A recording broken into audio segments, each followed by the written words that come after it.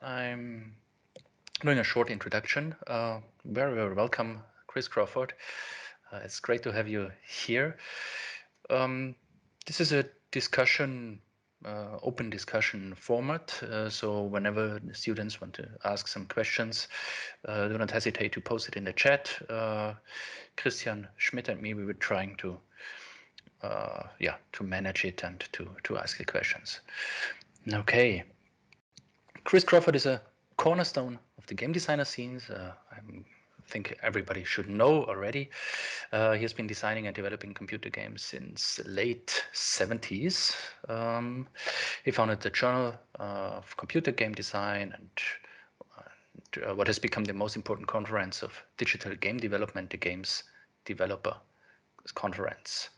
He gives lectures on storytelling, non-linear storytelling, for is one of the special topics for his books, and game designs and other cool things. And he fights for more meaningful and deep quality ludic and narrative media artifacts, in example, games. Is that right, Chris? So Yeah, far. I think that's fair. Okay. I'm Professor Dominik Rinhofer, Campus Stuttgart of the Macromedia University. And today, Professor Dr. Christian Schmidt from the Cologne campus is helping me and joining us for this conversation. Hello, hello.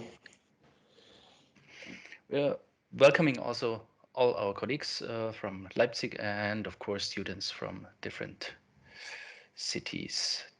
The format today is planned as a discussion format, so please uh, be part of everything.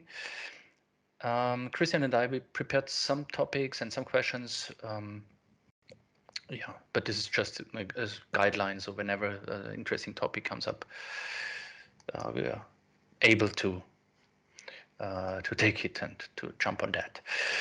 The main topic for this talk, the main topic for this talk is was processes and systems, since this was something when we talked the last time, Chris and me, we came.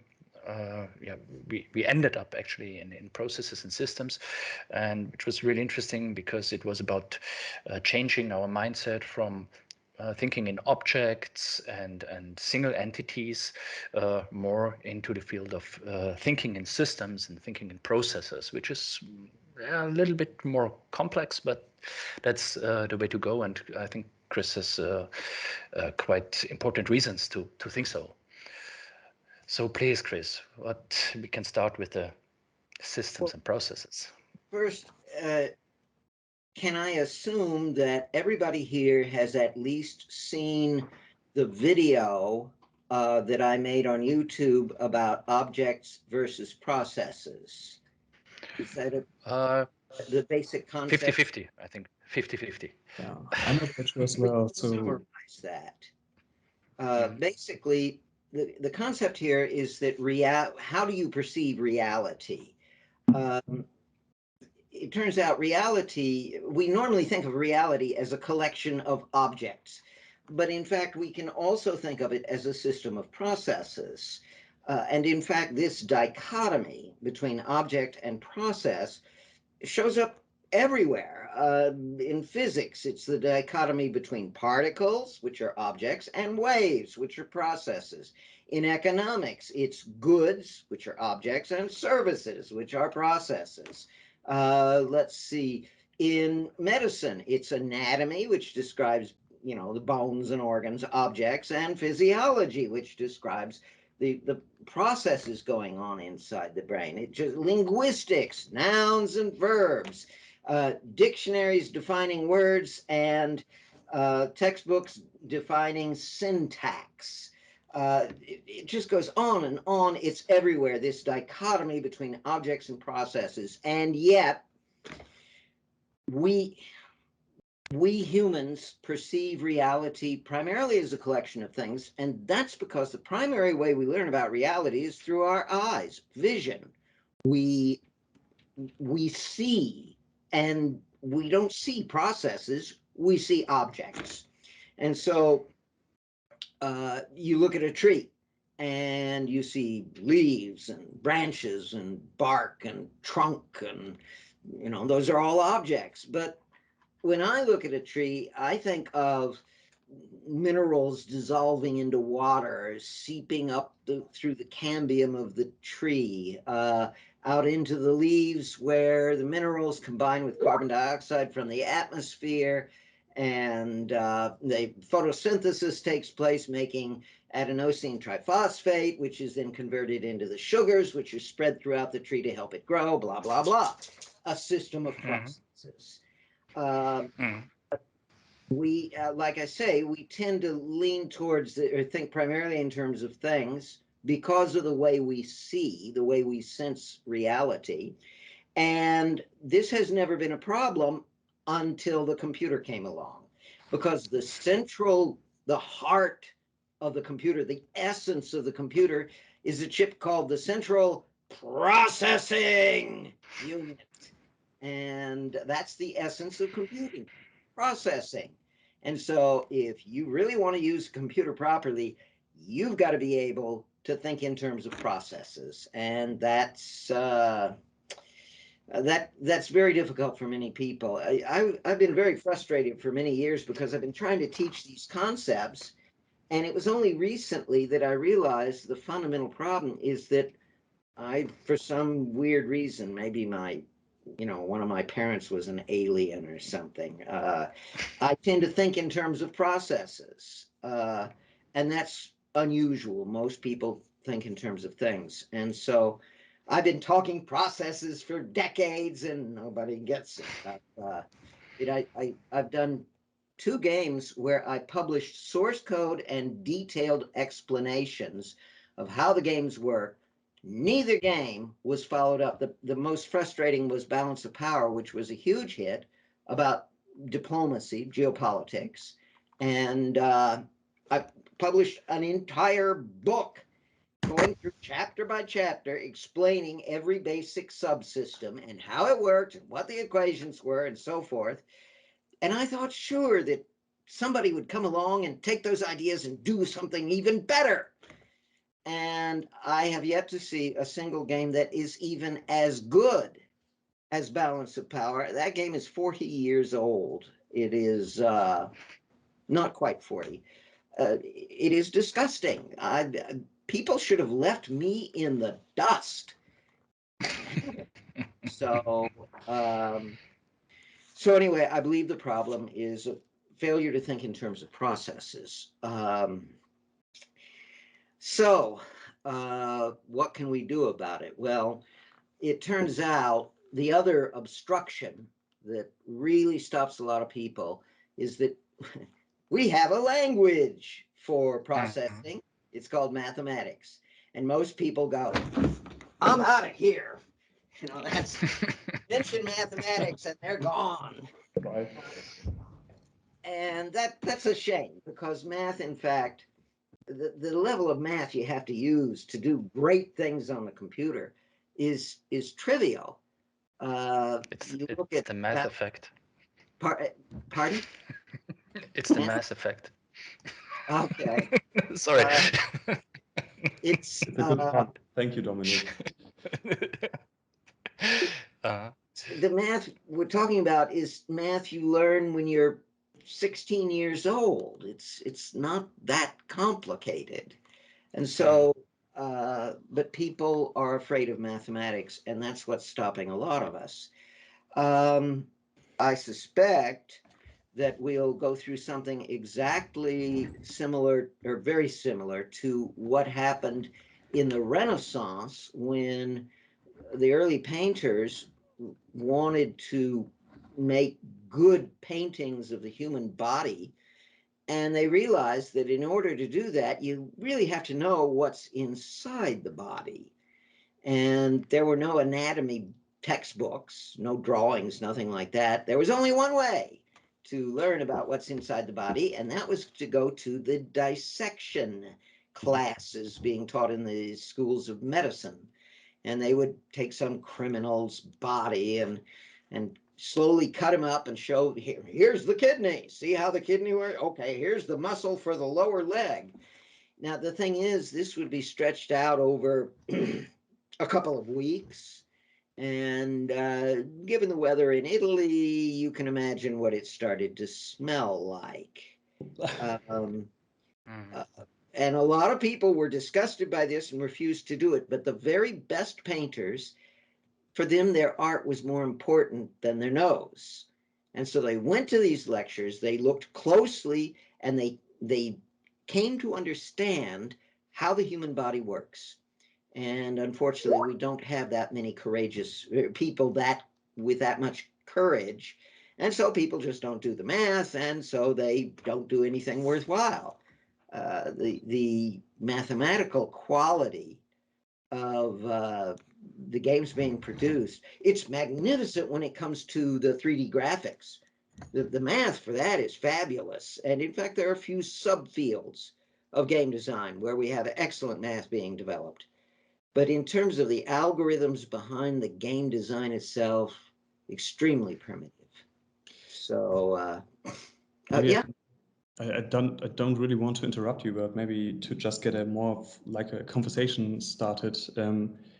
I mean, we as game designers, we should at least have a sort of natural understanding of how systems work, right? I mean, and I think there are many examples when we see, for example, in board games or many digital games, we see great examples of how different kinds of systems interact.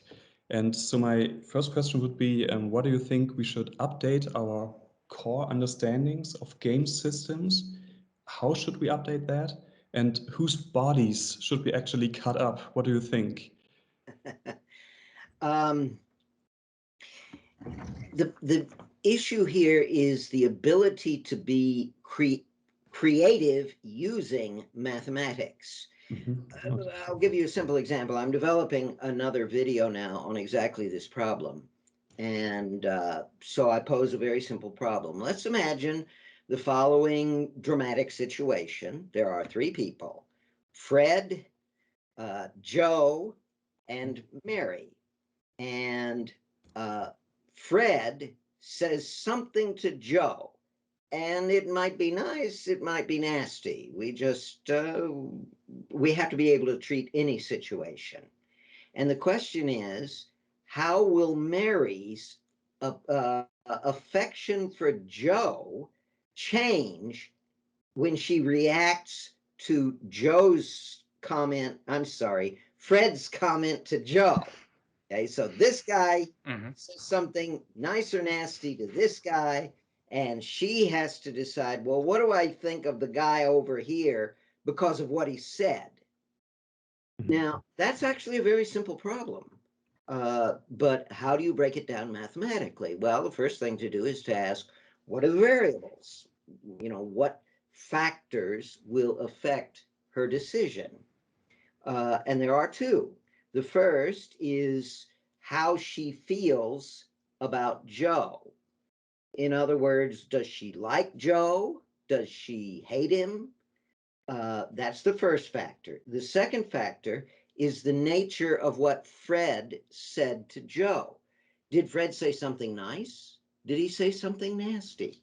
These are variables. We can put numbers on them. It was 27 nice or minus 15 nasty. And Mary likes Joe plus 93, or she hates him and minus 6. Those are the numbers we use. And then we have to put them together into a formula. And it turns out that that's fairly easy to do in this case. The logic by which you get to it, I won't go into that logic right now. I'll have it in my video. But basically, you start off with a set of Boolean statements. If if Mary likes Joe and Fred says something nice, then Mary is going to be pleased, right? Makes sense. If Mary hates Joe and Fred says something nice, then Mary will be displeased. Why are you saying nice things to that bastard?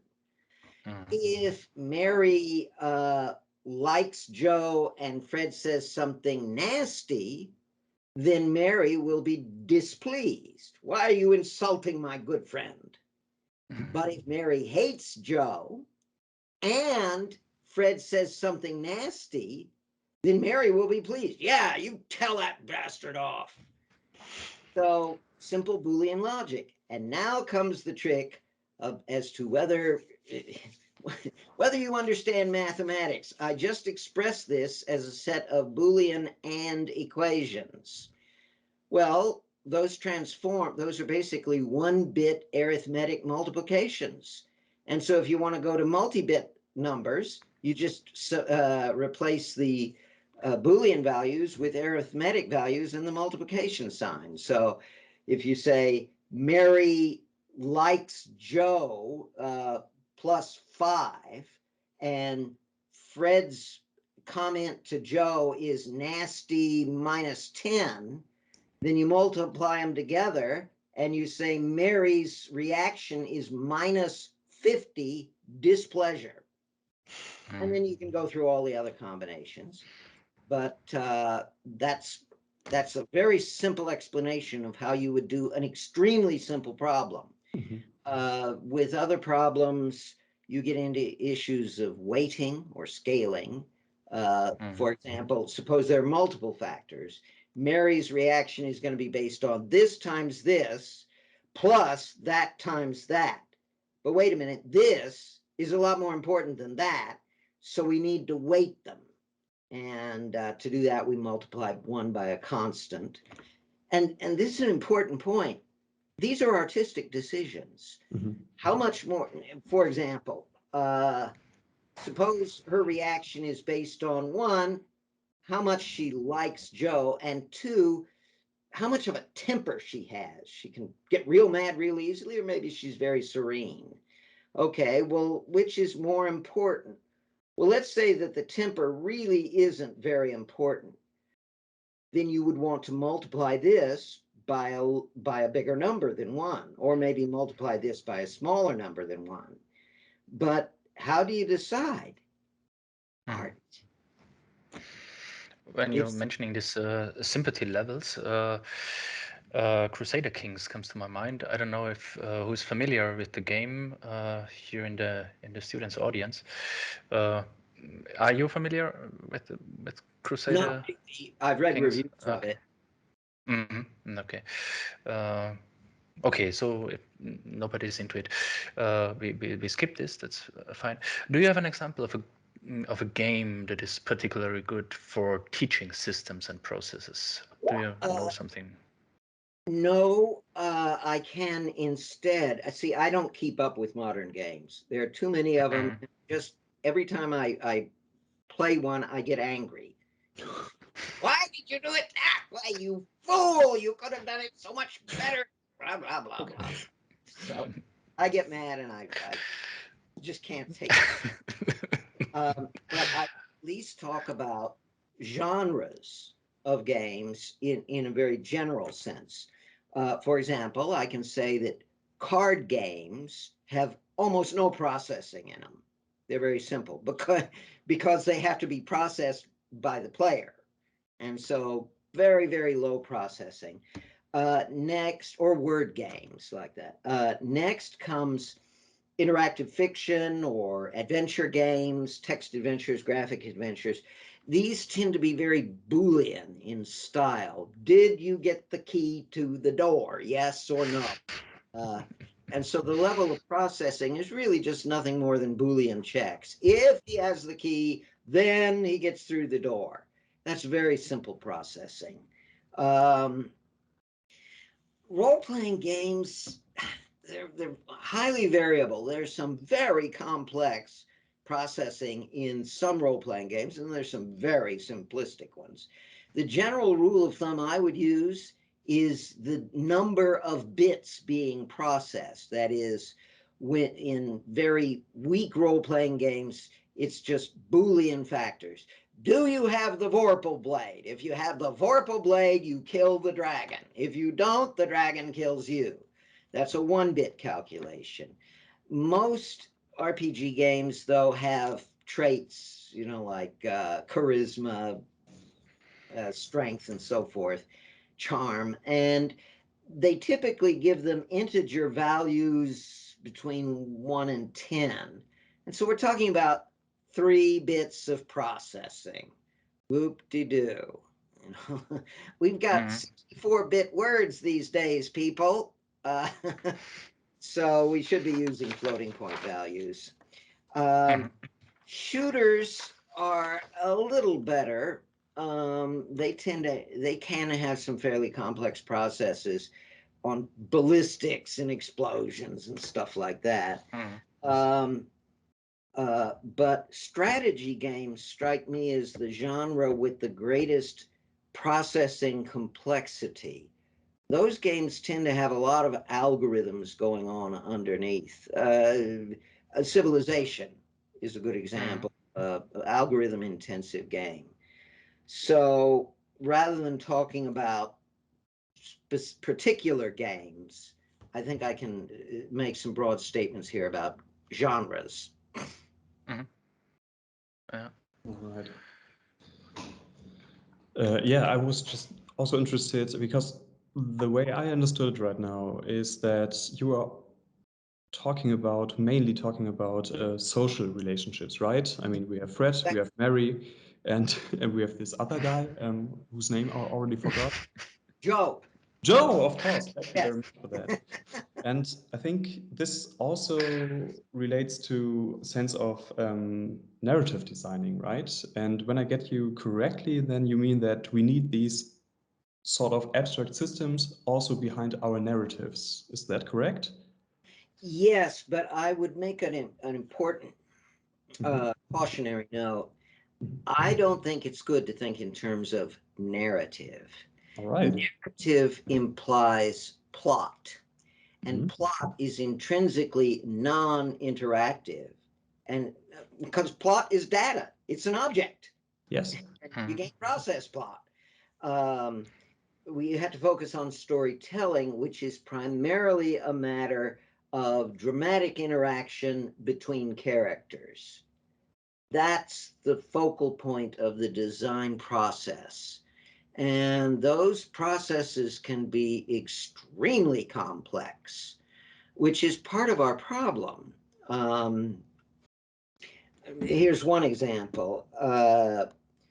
For a long time, that my approach was to concentrate on dramatically significant verbs. Like you could lie to somebody, or you could insult them, or you could punch them, or you could promise them something, or make a deal with them, or give them something, take something from them. So I thought in terms of how many verbs can we get that describe dramatic interaction. What I found after decades of work is that once you get to about 100 verbs, it gets to be very difficult to design the algorithms for all the possible interactions among all those verbs. And it was just, I couldn't make it work. Well, then, I'm sure you have something very similar in Germany. In English, we have some little bitty books for very young children called the Little Golden Books. And they're small, and they have big pictures and just one sentence on each page. And they use simple language and so forth. And I got one of these, the Little Golden Book of the Disney movie, The Little Mermaid. And then I went through it, counting the number of unique verbs. I didn't count, if a verb showed up twice, I counted it once. I found 125 unique verbs in a book for 5-year-old children. Okay, and this, and I can't handle 100 verbs. That's our problem. Storytelling is immensely complex. Here's another way I like to. Have I ever done the bit with the 2 stories and the itsy bitsy spider? Did I do that with you? Not here, but the last time but go ahead. Okay. A good way to understand just how complicated stories can be is for me to tell you 2 stories for children. The first story, by the way, I really regret I had the opportunity I gave a lecture once in Sydney, and we were actually in a lecture hall in the Sydney Opera House.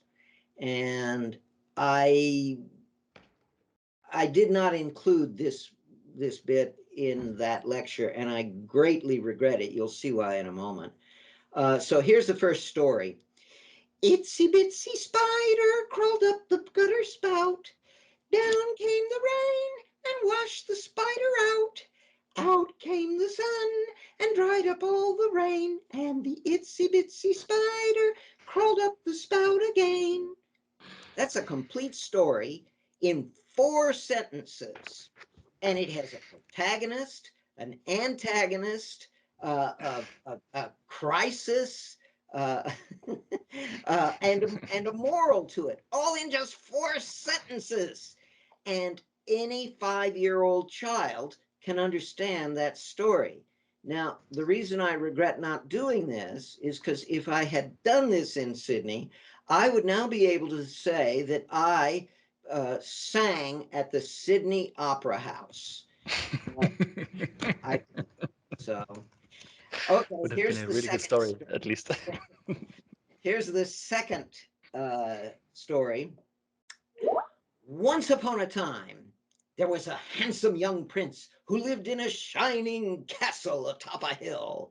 And one day he leapt on his snow white charger and galloped out across the cobblestones, out the bridge and into the forest, where they fell into a hole and they both died. Any 5-year-old child can tell you that's not a story. Now, I challenge everybody here to write an algorithm that can tell which of those 2 stories is a good story and which is a bad story. I can't.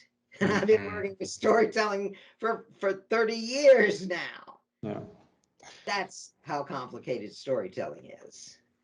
Yes, I see. A bit.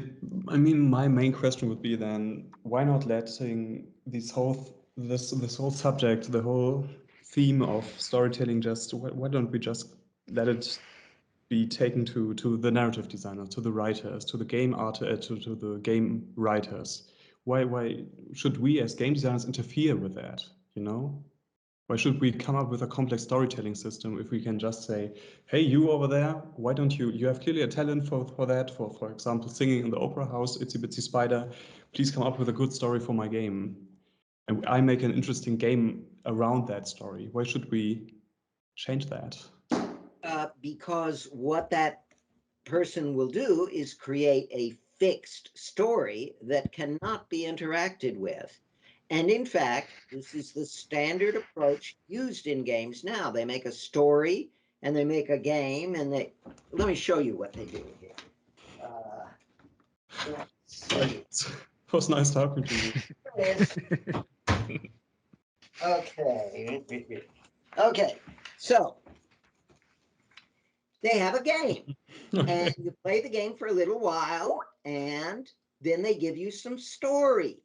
And then after you've heard some story, you go back and play the game some more. And then you go back and get some more story and more game and more story. And if you do it fast enough, why, it's a story game. Looks cool though. I mean, that's the thing. Yeah, You don't mix them by just flipping back and forth between them. That's not integration. That's mere conjunction. So, I mean, this is the best they can do, and there's nothing dramatically very interesting about it. The player doesn't get to make dramatically interesting decisions. The player just sort of watches the dramatically interesting things going on outside of him. So I don't know. The problem is difficult, and I will readily confess I've been developing a technology for 30 years, and about about 3 years ago, I realized can't work. It's just too complicated for one person to do. And so I can't make it happen. And so I had to throw away 30 years of work. Think about that. But then I started on another approach, and I'm working on a completely different technology. And I'm building something I call Le Mort Batur, about the Arthurian legends. And this thing might actually work. I've been doing it for about 2 years now. And in fact, just 3 days ago, I had the first complete run through the whole game. And it actually went through everything and made it to the end. It's still, it's crap right now. That's the way all games are in this stage. But it might actually work this time. And Cool. I warn you, though, this thing is very different from what everyone expects, and everybody is going to is going to completely misunderstand what's going on. The gamers, the hardcore gamers, will be very frustrated by it. All right. Cool. Can But you tell us what you did differently this time? pardon? Can you tell us what you did differently this time? I used You don't have to tell everything, just to give a glimpse what used a technology that I call the encounter system. Now, in some ways, it looks vaguely like interactive fiction, except it has no spatial aspect. Instead, what happens is there's a small story. That is, you would, something happens, an encounter. You run into somebody and they say, golly gee, blah, blah, this happened and that happened and so forth. And you're then given 1, 2, or 3 options to respond to this situation. And then based on your response, you'll get a sort of a final reaction to that. And then you go on to the next encounter. And they are not necessarily causally connected. It's not like a text adventure where you're here, you make this decision and you go there, you make that decision and you go here. You're following a path based on your decisions.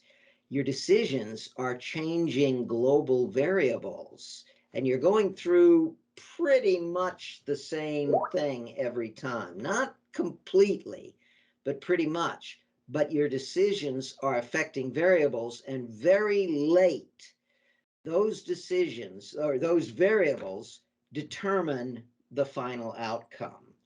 And it's not, there is, no matter what, you die.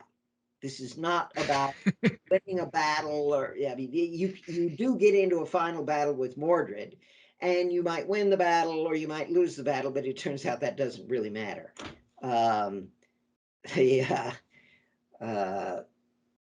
it's complicated. This is the first thing I've ever done that I'm thinking might actually be art.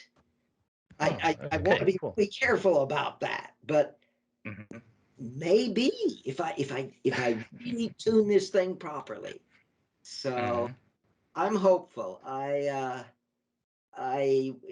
hoping to have it sort of at alpha level in January or so, and then sometime next summer we might be able to actually release it. It will be on the web in JavaScript, so you won't have to download anything. You just do it on the website. All right. Okay, we would love to beta test it if you tell us when it's ready. Then Definitely. in the chat, the Michael wrote, Chris, what do you think? How many verbs a good game needs? If you understand a verb as a game mechanic. Well, that depends critically on the type of game. For example, in a shooter, in fact, most games nowadays have about a dozen verbs, a dozen primary verbs, maybe even less than that, and then another 2 dozen secondary verbs. So primary verbs in a shooter are things like run, jump, duck, turn to the left, turn to the right, aim, shoot. That's about all there. Oh, pick up and drop. But then there are secondary verbs like change weapons or I don't heal yourself or something like that. There are lots of those little secondary verbs. In fact, most games have that, and that actually has to do with the nature of our user interfaces. GUIs work well with under 100 verbs, and in fact, in a graphical user interface, a GUI, there's a hierarchy of verbs. There are primary verbs, which are what you get when you directly clicking on something. That's a verb. A secondary verb would be something in a menu. And then you get into use a menu to get a dialog box, which has a menu in it. And if you select this item, it brings up another dialog box where you say yes or no. And, we're getting really deep down in there. Roughly speaking, like I say, most games have a dozen primary verbs and 24 secondary verbs. Simple applications, word processors, browsers, those will have under 100 verbs total. But you always get verb creep. Developers are always adding more verbs to everything, and they're always secondary or tertiary verbs. And so you have beginner applications like the word processor for beginners, and that'll have less than 100 verbs. But then you get, Microsoft Word with more than 300 verbs. One of about, geez, it's been 20 years ago. I taught a course in Bremen, and I gave a homework assignment to my students. Count how many verbs there are in Microsoft Word. No two numbers were the same. They all came back with different verb counts. That's how messy Microsoft Word is. And you have so many verbs that people can't even count them right. Clearly, you're using the interface badly. Now, I think that is intrinsic to the nature of a graphical user interface. GUIs work well up to about 100 verbs, and beyond that, they start getting messy. The next user interface we're going to use is a linguistic user interface, and I'm surprised at how little progress we have made on that. We can do it. Hello Siri, do this for me or whatever, but that's still it's not very well advanced, and I think we should be pushing that harder. And perhaps the best way to do that would be to have an international commission, a standards commission that generates a standard set of words that have standard meaning across linguistic user interfaces. The problem is still that language is very individual. So Ray Kurzweil predicted quite faster development than that in the early 90s. He predicted the bubble fish from Hitchhiker's Guide. You put it in your ear and it's simultaneously translating everything. So yeah, we're getting there step by step, but it takes much longer than predicted. Yeah, that's true. Balthasar wrote in the chat because I think it is related to the word and understanding of words and the verb topic we had before. Because computers don't understand the meaning of words, they can associate other words with it. But these, in consequence, have no meaning either. I think there are far too many possibilities to be programmed in. So the only way to really solve this problem is to actually make it in an AI, isn't it? And he says a strong AI, not the kind of AI we are using right now. That answer is it's like saying, well, AI will solve it. Well, what AI is not magic. The real issue here, I agree, natural language. Let me show you something here. Natural language can be complicated. I have here volume 1 of the Oxford English Dictionary. Now, this is in extremely fine print. It is so, you probably can't see anything. Wow. It is such fine print that you need to use a magnifying glass to read it. That's how complex. I mean, there are words here that just go on and on for pages and pages and pages. The English language is just too damn complicated. You're never going to get all this inside a computer. But the trick here, as Balthasar pointed out, is that we need to worry about the meaning of words. And that's what the fundamental problem I attempted to solve with my Storytron technology, because what that technology did was it organized a way that you could assign algorithms to each word to specify its meaning. That is, meaning really is a process. How does this word fit with that word? Well, it's a process.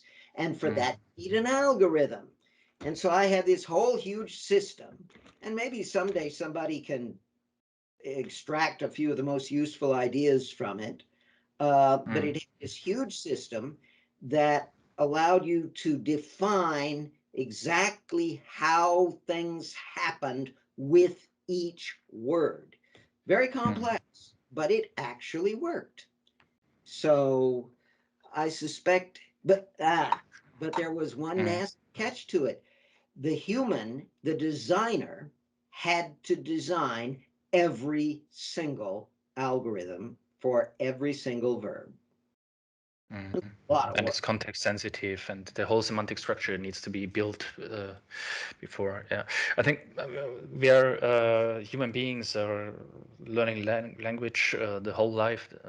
It's a lifetime learning, and after 40 years, you can still experience new meanings to words, or in a special situation, there is double meaning of something, and or if it's not just context related, it's also related to who is speaking to whom, and it's really, yeah, it's very, very, very complex. So for that reason, we cannot use natural language. We need a toy language. And basically, simplified language. Yeah. I created a toy language. In fact, my technology, the Storytron technology, was basically a technology for creating toy languages and assigning algorithms to it, to each word. But doesn't it feel really artificial later on? I mean, the goal is to make it more natural, you know, to have a more natural experience and to have a more, attracting or lifelike experience, maybe. And if it's a reduced language, so I don't know if it can, if it can work like this. I don't think when we talk about natural or lifelike, I don't think that's quite what we want to aim for. I mean, when you play a shooter where you're controlling a tank, yes, you get some of the visual aspects, but you don't get the sensory aspect of bouncing around in the tank. You don't get the very loud sound when the cannon goes off, or when something hits the tank. There, you don't get the smells or the heat. There are all sorts of things you don't get, and we don't mind because we recognize that it is a representation, not a depiction. That is, we're not we're not doing the real world. We're giving you a toy version of the real world. I think we can do the same thing with language, but we can't present this as if it were natural language. It has to be artificial language, and it has to be recognized as such. That's one reason why I've long felt that any such language should be iconic in nature. There are actually two reasons to use an iconic language. The first is that the words in the language are not natural language words.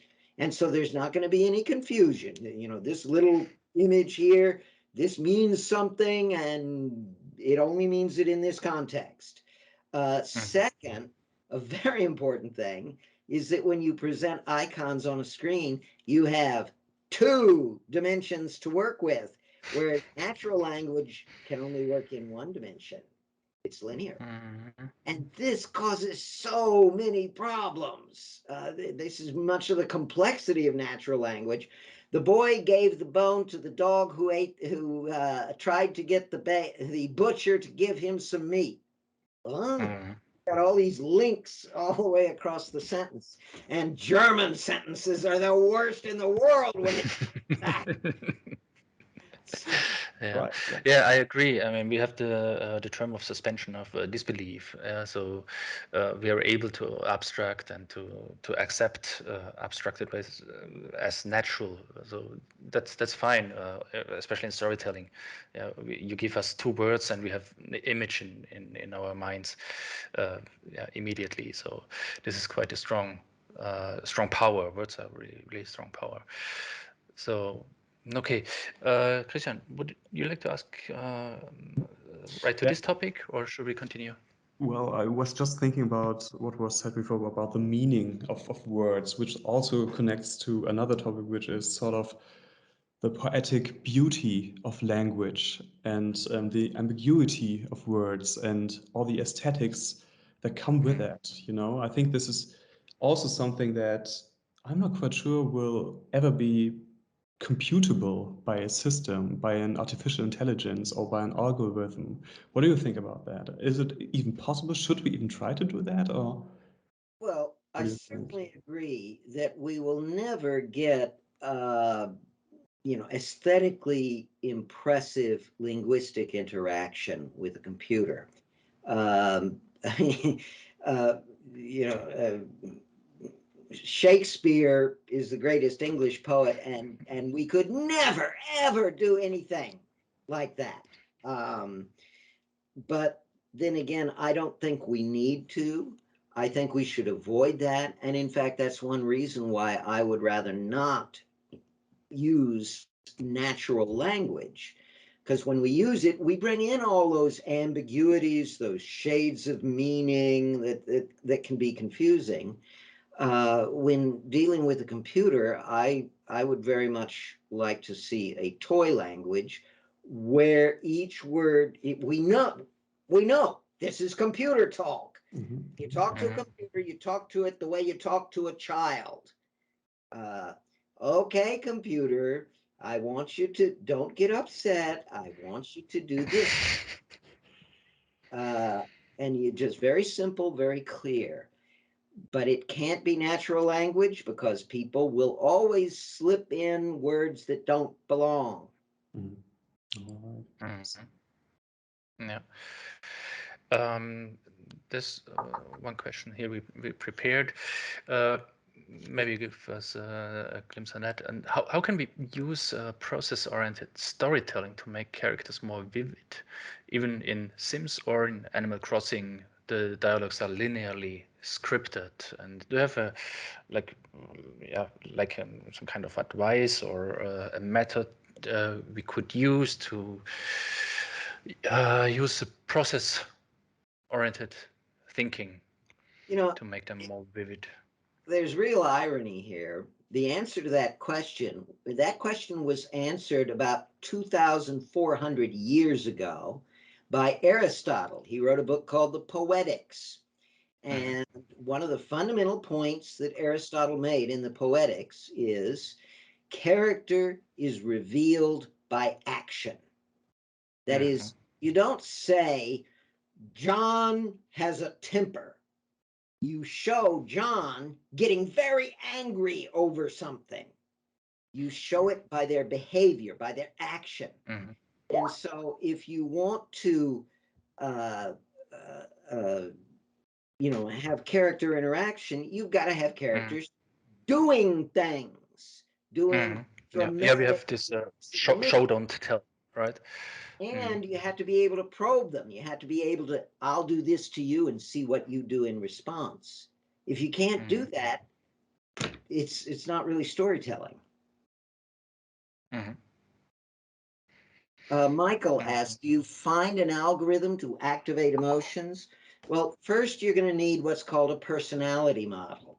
You're going to need a set of numbers that describe a character. For example, in the classic adventure games or role-playing games, you had a personality model: charisma, strength, charm. So you had all those numbers that defined a character. Well, we don't need those. What we need are character traits that are dramatically significant.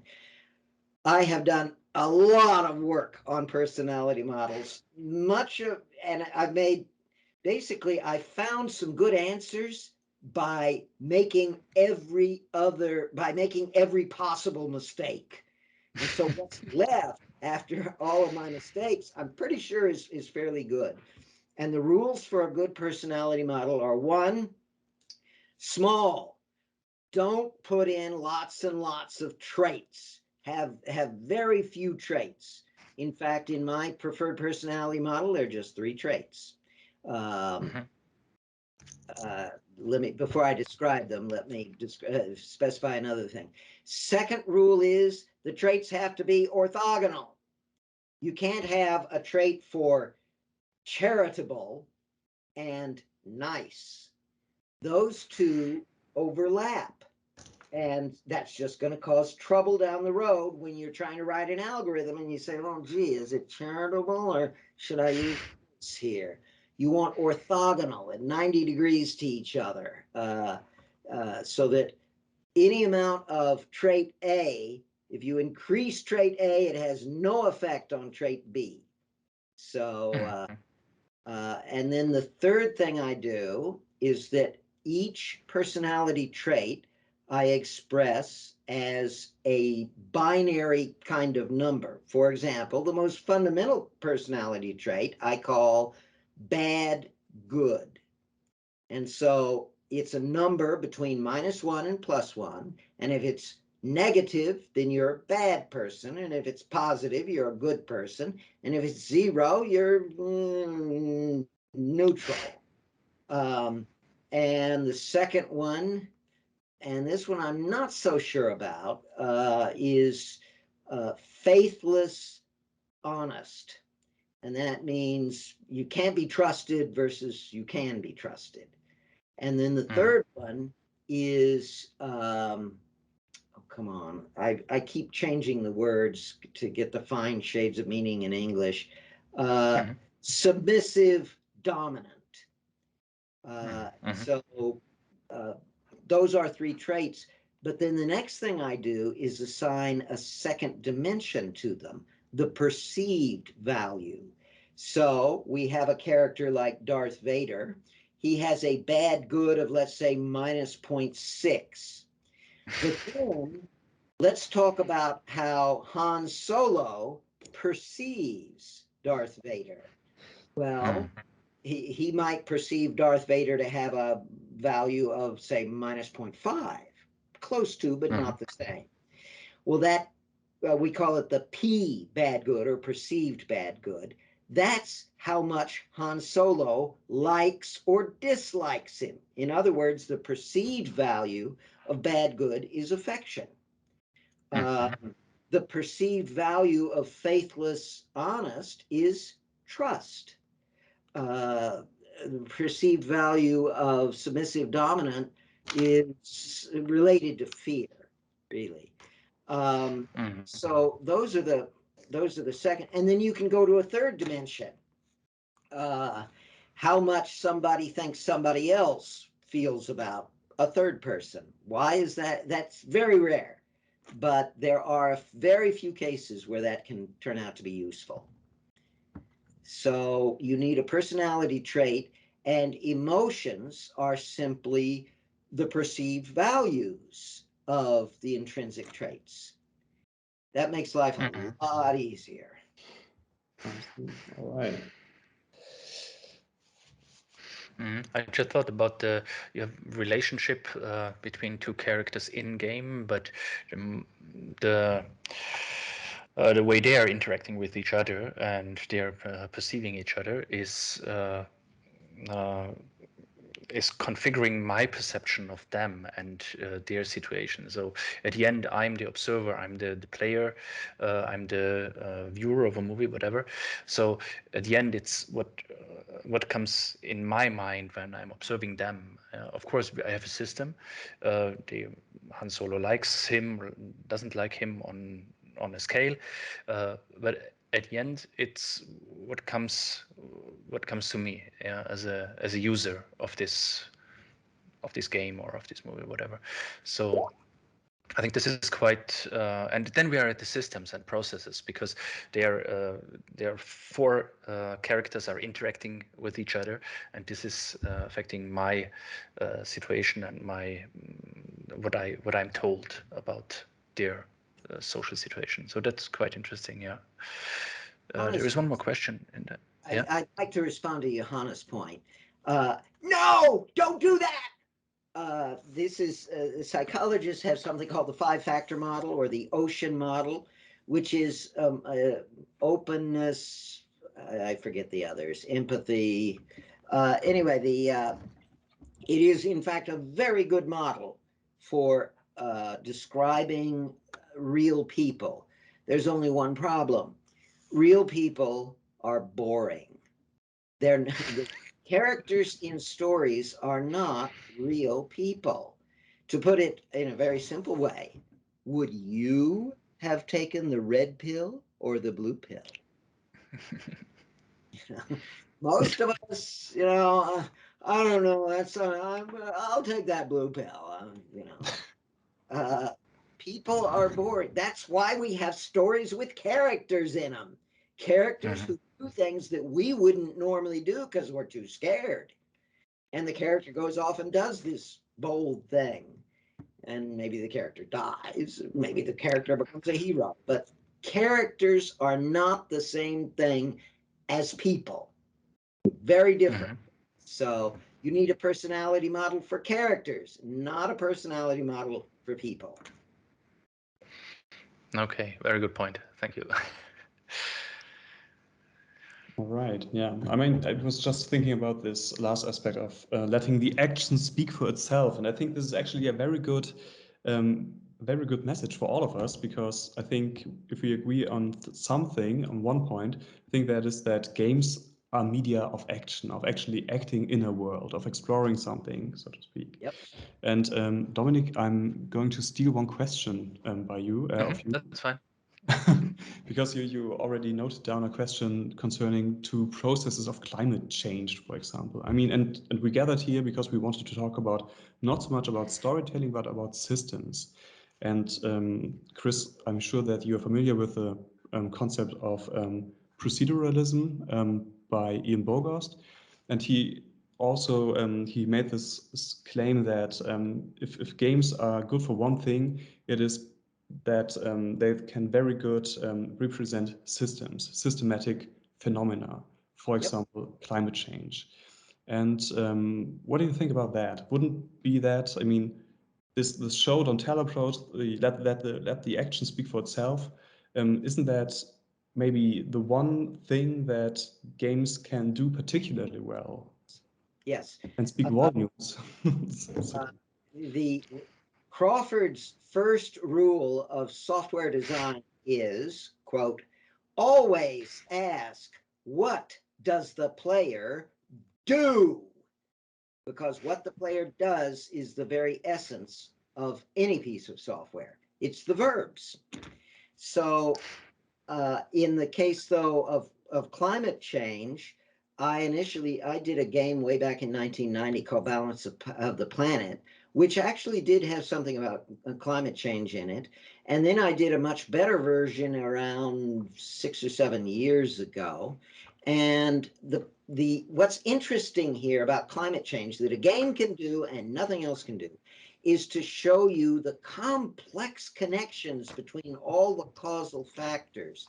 And let me see if I can't there it is. Here, I'm uploading I'm attempting to upload it. Did that go up? Let's try it again. There. I just uploaded a file. It's an image of the causal relationships in the balance of power that I did in 2014. And you can see it's really complicated. That kind of thing is almost impossible to explain in text. A book, you know, this is based on an enormous amount of knowledge I've developed about climate change over the last 30 years. And even this is a greatly simplified representation of what's going on. But every one of those arrows is an algorithm, an equation. We can see it, but is anyone able to see this image? No, I'm afraid. It didn't go up. Drag it. It is possible to send, yeah, maybe drag it. I put it into chat. Yeah, should be possible. And did anybody get that image? No, not really. Jan, could you try to give Chris administration rights if this is possible? I'm not sure if I can do it. Well, this actually raises, with respect to Skype, Crawford's fourth law of software design, which is, when in doubt, shoot the programmer. Okay. That file. Okay, right. Yes, that's true. Well, so nobody got that file. Well, rats. No. I can email it to you, and then you can send it to everybody else. But it shows the relationships between, there are nearly 100 variables in this thing. And there is one hint. So maybe you have to put to click the send button, the blue send button. Oh, okay. Let's try that. There. Did that go up? It's magic. Cool. Perfect. It worked. Perfect. Yes, it worked. Okay. Right. I'll Okay, the cool. at the programmer. We don't have to shoot them. No. Yeah. Okay. They can So respawn. if you look at the whole thing, you can see, actually, it doesn't, you can't see the whole thing on a single screen, but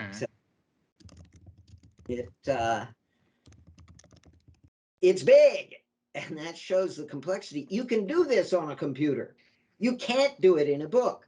The problem is other people aren't doing this on the computer. This is, as far as I'm concerned, this is simple design. This is, I did it as a civic duty, not as a design challenge. And it really bothers me that nobody else is doing stuff like this, because this should be easy.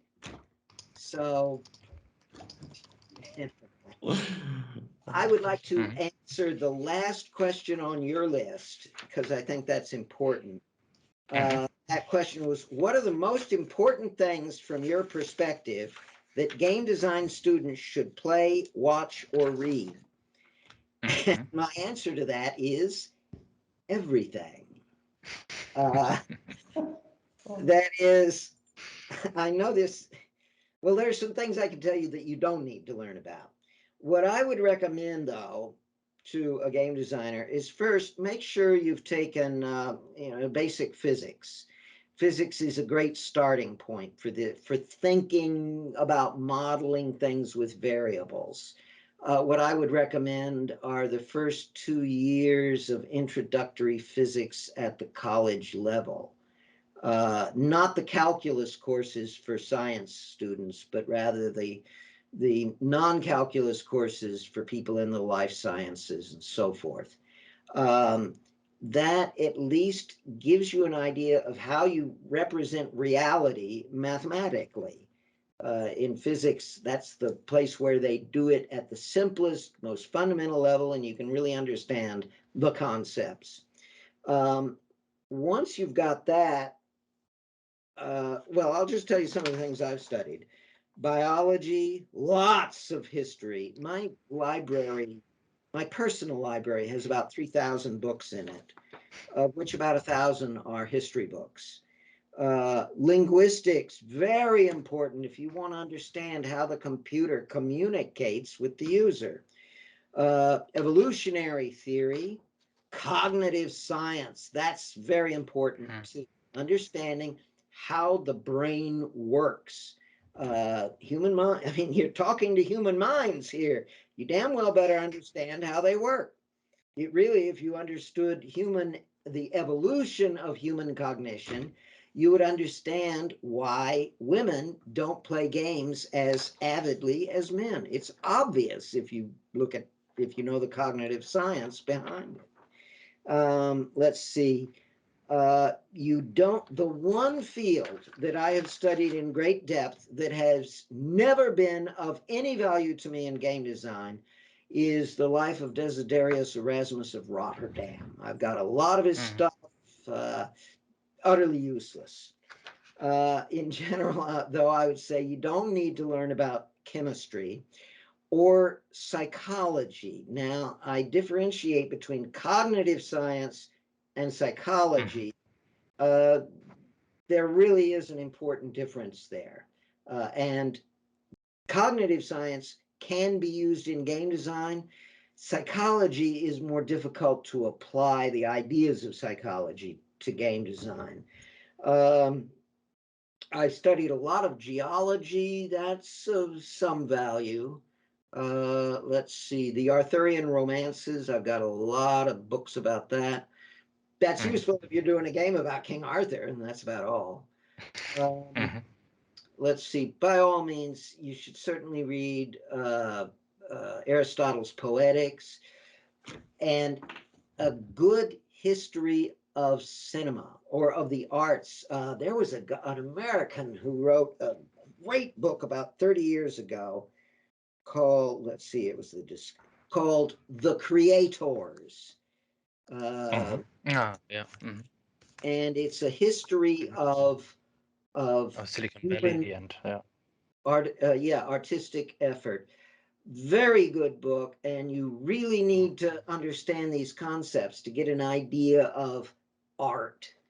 A history of cinema would also be useful.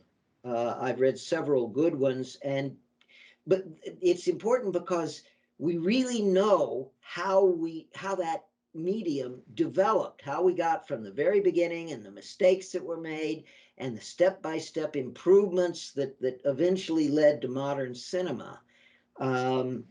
It's very useful because we're making most of the same mistakes that they made 120 years ago. So it's useful to see the similarities there. Other fields that are worthwhile. I think that pretty well covers what's important. I'll point out, though, that I mean, I got to where I am by a lot of reading. I read every day, and like I say, I've read all those 3,000 books. I've all read them at least once, and the best ones I've read twice. So yes, you need to do a lot of studying in order to really start pulling the pieces together, especially with processes, because processes are not obvious.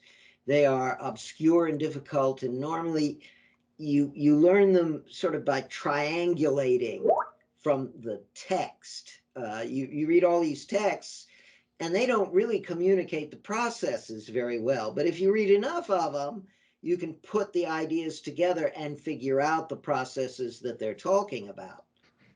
Yep. Building a semantic network out of it. Yeah. Like, Michael has one more question here. Yeah, at the actual game design compared to the former game design. Well, there are two game design has split up into two paths. One is the commercial path, AAA games, so forth. Those are dead. Those have no real creative interest to me. They're just taking old ideas and reshuffling them and combining in different proportions and so forth. But it's pretty much the same old stuff. The indie stuff is much more interesting, largely because it's so experimental. The problem with the indie stuff is, like any truly creative effort, most of it is crap. But it's like novels. In fact, there's a very interesting lesson here from cinema. How do they decide what movies to make, especially when movies can cost tens or even hundreds of millions of dollars? Well, there are basically two ways to do it. One, you do a sequel. Let's do Lord of the Rings 10, or whatever. That works most of the time. You keep doing sequels until they stop making money. The other way, though, one of the primary ways that Hollywood and other cinematic areas get their ideas from are from novels. Now, it's interesting. Movies are put together by huge teams. You got all these different people involved doing all this stuff. And that actually subtracts from the creativity. The larger the team, the less creativity. But novels are written by individuals who are very creative. And the nice thing about novels is there are thousands of them every year. Most of them are crap and they're useless, but every now and then a really good one pops up. And so if you're keeping track of all the novels being published, every now and then you'll see one and say, hey, we can make a good movie out of this. And we don't have anything like that in game design. Right now, it's either the big team projects, which are creatively boring. They're basically all sequels. And then we have the indie scene where there are, in fact, lots of interesting ideas being developed. Again, most of them are crap, and I don't have the time to go through it. There's just too much stuff there. But in any effort like that, we've got lots of people coming up with lots of ideas. Every now and then you're going to see something worthwhile. And so I think the indie area is the most interesting one. I occasionally will see something in it that, seems interesting, but I think we need a bit more creative craziness. We're still, a lot of the games are still just sequels in effect. Okay. Oh, wait, to address the second half of Michael's question. Back in the 80s and 90s, nobody knew what a game was. And so we were all just making it up as we went along. It was all highly experimental. There was a lot of crap. I made crap, because we were experimenting. But every now and then something really good came out of it. Nowadays, that sense of experimentation exists only in the indie scene.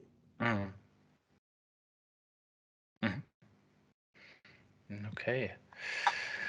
Yeah, we have a few more questions, but the scheduled time is over also.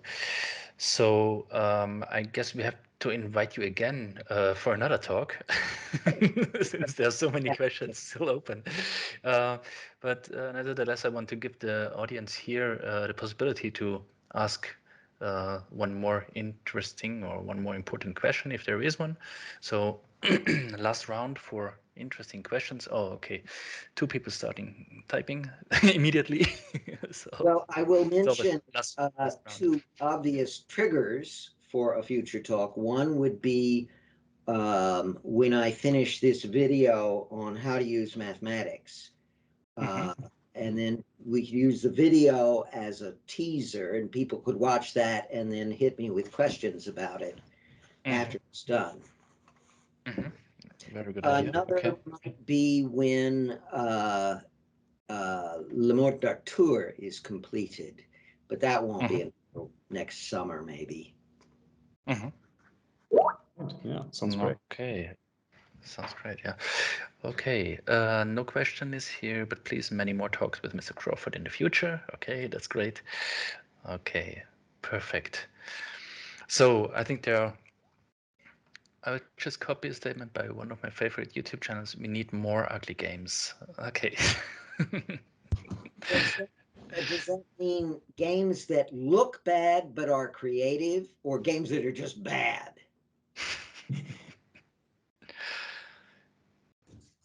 It's games for hate, maybe. Games for hate. Okay. That's a new label. Yeah, I agree. We shouldn't waste so much time on the graphics. For example, Le Morte d'Arthur right now, the version that is running looks horrible because Mhm. we got to get the gears meshing properly and all the algorithms working. That's the hard part. Once you've got the cake baked, then you put the icing on the cake. You don't make the icing first, you make it last. Mhm. Mhm. Yeah, that's a good quote also for our students, because many of them, they're impressed by the aesthetics of games and they really want to do that, but it's much more difficult to bake the cake first. Yeah. Okay. Yeah, Thank you very great, much. This great is very graphics. Go to a movie or make a movie. Games are not about graphics; they're about processes. Mhm. Okay. Thank you very, very much, Chris Crawford, for sharing your thoughts. Thank you for everything you've done for the game development community and for your pioneering work for games and storytelling. Michael is also here. You have any final words? Yes, thank you very much, Chris. I think that the last word was really good for the students, because they want always to make always want to start with the graphics and so on. And I always said, okay, no, we start with a simple mechanic and so on. So that was very, very good. So thank you very much for it, and for all the other statement, and that you are here, and it was really great. Thank you a lot. Okay. Okay, very good. Well, I'll see you guys next time then. Yes, Hopefully, yeah. we stay in touch, and good luck with your projects, with all of them. And yeah, a good read today. And for everyone, thank you, Christian, also for your support here. And yeah, have a good night. Bye bye. Okay. Thanks, Chris. Take care. Bye. Bye. Bye bye.